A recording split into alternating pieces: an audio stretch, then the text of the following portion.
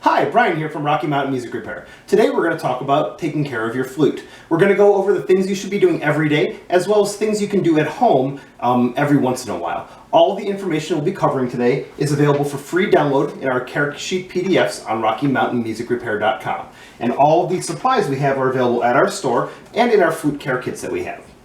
So first of all, we're going to go over what you should do every day as a flute player. When you get done playing for the day, especially if it's a long rehearsal, you'll have a lot of moisture inside your flute. And the first thing we do and the most important thing to keep the pads going well on your flute is to swab it out. There are two different ways you can do that. The first is with a drop swab. We recommend a silk swab. And always use the correct size swab for the instrument. Don't try to use a clarinet or saxophone swab on your flute or bad things will happen. These swabs will have a weight on the end of a string.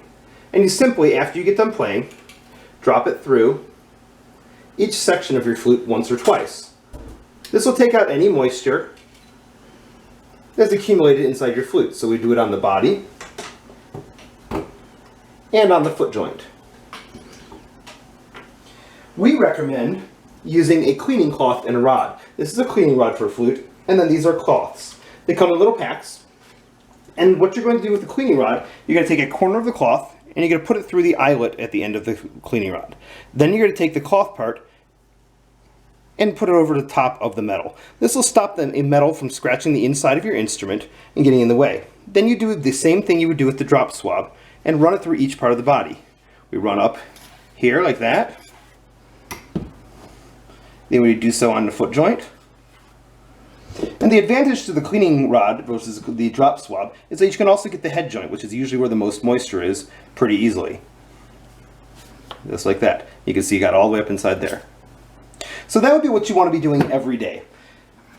If you keep the moisture and any kind of chocolate chip cookies, peanut butter and jelly sandwiches that you might have blown into the horn after lunch that day out of your instrument, it's going to play much better. So that's in our daily section.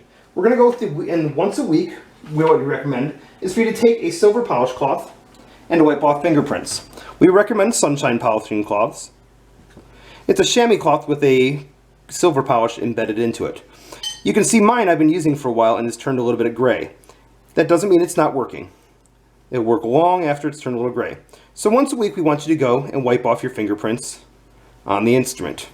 Be very careful not to bump or rub against the pads underneath, or to dislodge any of the small springs that are inside the instrument.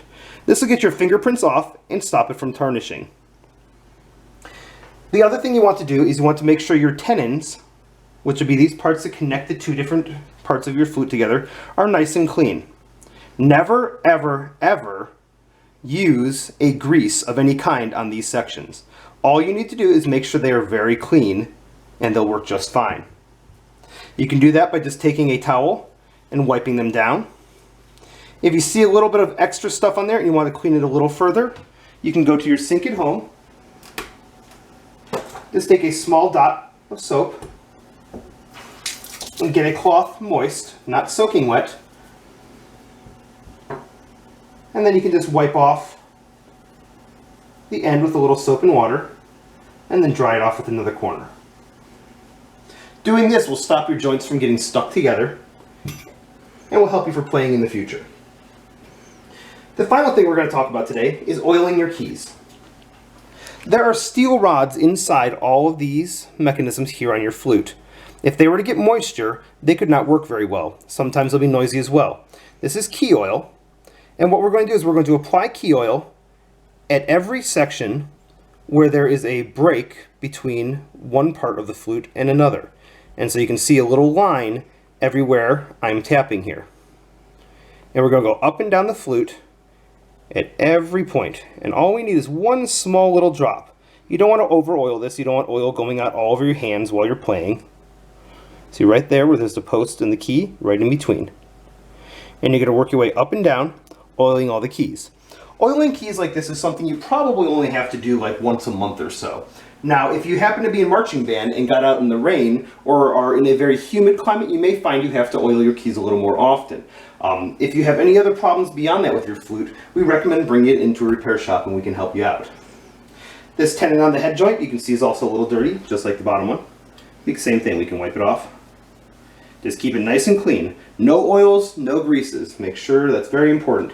If you were oil or grease it, it could get stuck and cause some major problems for you.